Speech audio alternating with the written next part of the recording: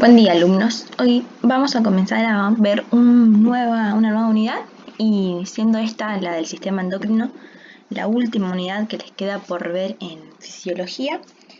Es una unidad muy interesante donde se puede conocer o terminar de conocer distintos funcionamientos del organismo y comprender por qué algunas funciones son tan particulares, y justamente porque tienen esta regulación hormonal tan importante, y que también nos permite hacer en un cierto punto un poco de integración con otros conceptos u otras funciones que hemos visto hasta ahora, y terminar de comprender el circuito completo. Bueno, el sistema endocrino que vamos a ver hoy, o que vamos a ver en estas clases que nos quedan, está compuesto por distintas ítems o puntos, que vamos a ver algunas generalidades de las funciones de las hormonas, el eje hipotálamo-hipofisario y su regulación, la adenihipófisis y la neurohipófisis, que están dentro de este eje, algunas hormonas específicas, la somatotrofina, la tiroides, la regulación de la calcemia y la fosfatemia, el funcionamiento del páncreas endocrino con insulina, glucagón, las gónadas, que son las hormonas que regulan las funciones sexuales, esto lo vamos a ver por arriba, y la glándula suprarrenal, y un poco de generalidades del ciclo circadiano y funciones generales del organismo reguladas desde el sistema endocrino. Bueno, comenzamos puntualmente con cómo está.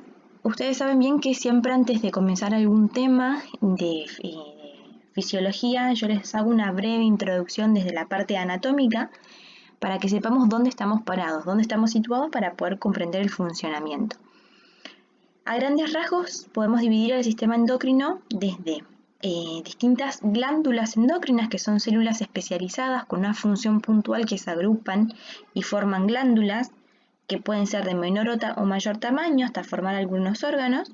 En este caso, dentro de las glándulas endocrinas propiamente dichas se encuentra la hipófisis, la glándula tiroides, la paratiroides, las suprarrenales, el páncreas, los ovarios y los testículos. Son glándulas que tienen una función hormonal muy importante, y un sistema endocrino difuso que está compuesto por células que son especializadas pero que se distribuyen por todo el organismo y tienen algunas características, algunas funciones especiales.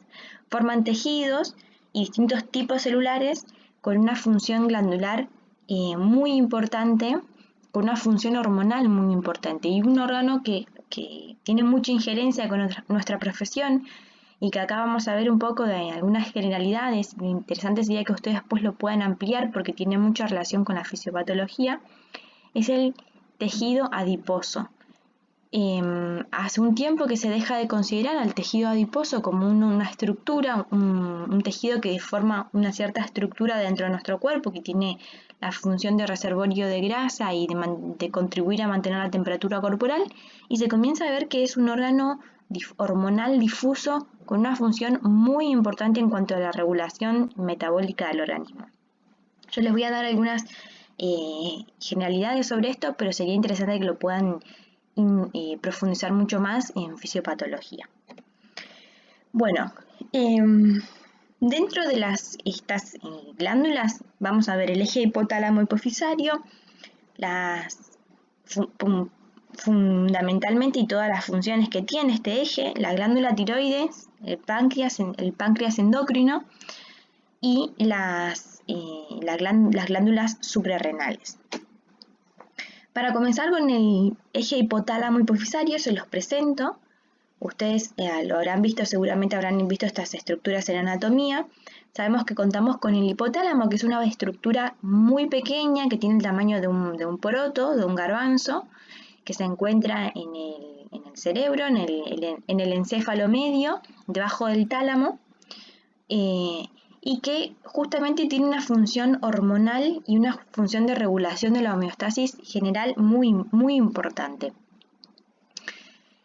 Está íntimamente conectado por dos tallos a dos estructuras muy pequeñitas que están íntimamente ligadas con el hipotálamo, y es la adenohipófisis y a otra estructura también muy pequeñita, que es la neurohipófisis. y van a ver que cada una de estas a su vez tienen funciones particulares o funciones diferentes.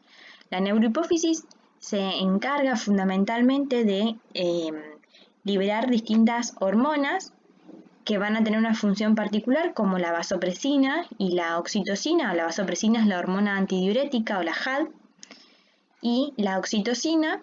Y por otro lado, la adenohipófisis se va a encargar de secretar hormonas que van a regular a la glándula tiroides, a la corteza suprarrenal, a los testículos y los ovarios, a la glándula mamaria y la regulación de la calcemia, la regulación del tejido óseo.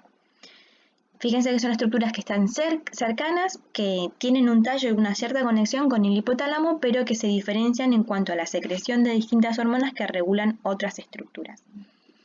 Lo que vemos acá es la estructura de la glándula tiroides, que después vamos a profundizar un poquito más cuando veamos fundamentalmente la regulación de la glándula tiroides. Acá vemos a grandes rasgos el páncreas. Sabemos que está compuesto, que está justamente encajado en el duodeno, en esas porciones que tiene el duodeno, con la cabeza, el cuerpo y la cola. Vemos las glándulas suprarrenales donde se ubican, justamente por encima de los riñones, y que dentro de las glándulas tenemos la parte de la corteza y de la médula. Bueno, vamos a empezar a ver distintas generalidades del sistema endocrino. Hoy, en la clase de hoy vamos a apuntar a ver generalidades del funcionamiento hormonal del sistema endocrino y vamos a detallar un poquito más la función de la glándula tiroides. En las otras clases vamos a continuar con los distintos temas.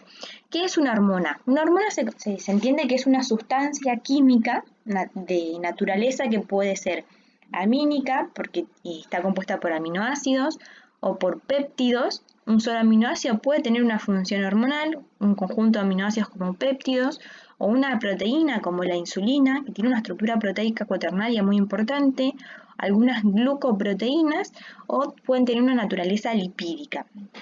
En general, las hormonas sexuales tienen naturaleza lipídica.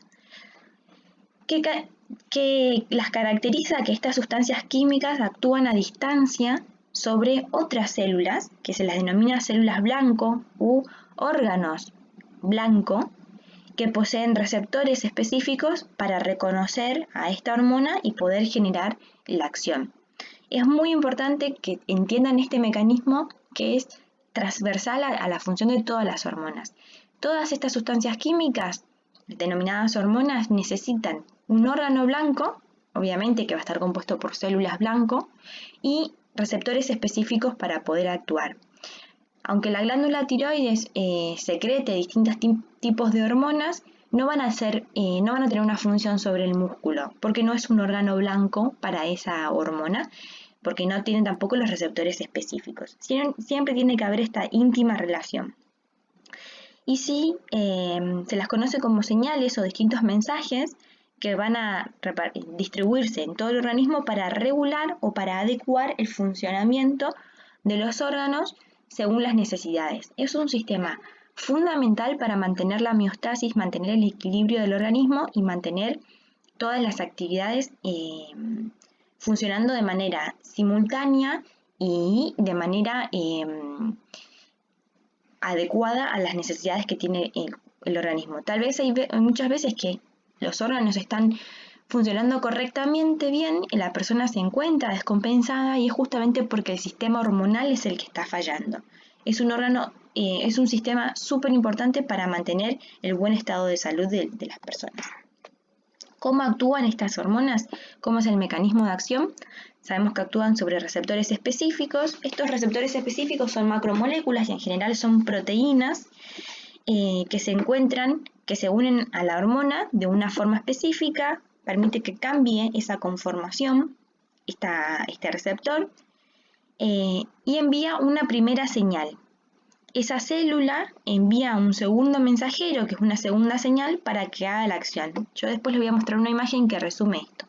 Pero en general lo que se entiende es que la hormona se pone en contacto con el receptor específico, se envía una primera señal, esa sería la primera señal, luego se envía un segundo mensajero o una segunda señal para que haga la acción. Y este segundo mensajero puede ser un nucleótido, derivados de algunos lípidos, algunos minerales como el calcio, que activan, que estimulan o que activan distintas enzimas para que las enzimas ejerzan la función sobre sobre la célula blanco, y se activa una cascada de activaciones enzimáticas, por ejemplo.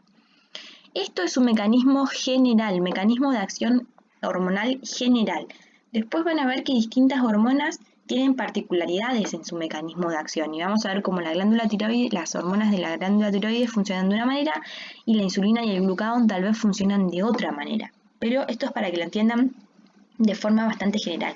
Entonces, la hormona es la primera señal, se pone en contacto con un segundo mensajero, esa unión se pone en contacto con un receptor específico, la unión hormona-receptor específico produce un segundo mensajero, esa segunda señal es la que activa a distintas enzimas, en general son distintas enzimas, o a proteínas, para que ejerzan la función particular dentro de esa célula o dentro de ese órgano blanco.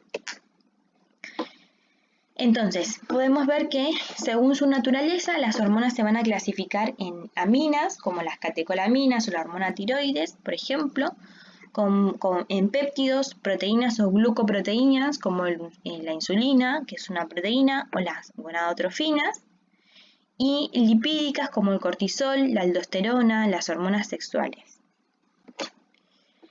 ¿Dónde se ubican estos segundos mensajeros? Y esto va a variar mucho también según la naturaleza de la hormona que es reconocida por este segundo mensajero.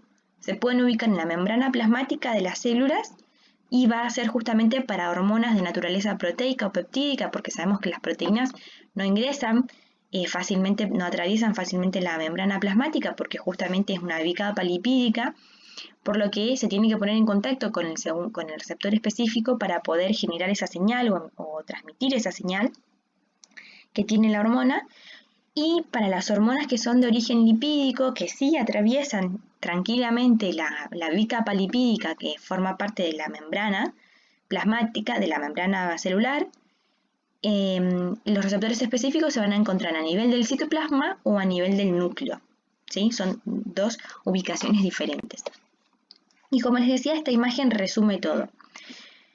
Vamos acá por una hormona esteroide, que es una hormona de naturaleza lipídica, justamente tiene que estar unida a una proteína para poder ser transportada por la circulación sanguínea, porque justamente es de origen lipídico y tiene rechazo sobre los líquidos que están en la sangre, en el plasma, difunde libremente por la membrana plasmática y se pone en contacto con un receptor que está dentro del citoplasma o que está dentro del núcleo, del ADN, porque también va a difundir libremente la membrana que recubre al núcleo.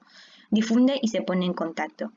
Lo que hace es estimular la transcripción del ADN, pasamos al ARN mensajero, y de este ARN mensajero podemos sintetizar nuevas proteínas. Por ejemplo, en este caso no hay cascada de activación enzimática, sino que estimulamos la síntesis de proteínas. Acuérdense que el proceso de transcripción es de ADN a ARN mensajero, y ahí se da la transcripción de proteínas. O por otro lado tenemos hormonas que son de origen proteico o glucoproteicas, que no tienen afinidad con la membrana, donde el receptor va a ser, y acá el receptor específico va a estar a nivel de la membrana plasmática, y vemos que tienen estas dos funciones o estos dos mecanismos de acción distintos. Por un lado se pone en contacto la hormona con el receptor específico, y esta misma unión permite la activación de enzimas o la modificación de distintas proteínas para que hagan su efecto fisiológico. Fíjense que acá hay una única señal, que es la señal que envía la hormona al unirse con el receptor específico. Pero por otro lado teníamos el mecanismo que les comenté recién, donde la hormona se une al receptor específico, se activa una enzima, esta enzima envía un segundo mensajero, y el segundo mensajero es el que justamente modifica la actividad de las proteínas y produce el efecto fisiológico. Esta es una acción directa y esta podríamos decir que es una acción indirecta que está mediada por un segundo mensajero. Hagan bien esta diferenciación entre el origen de la sustancia química, de la hormona, y el mecanismo de acción. Estos tres mecanismos de acción son los más básicos que se pueden ver dentro del funcionamiento endocrino.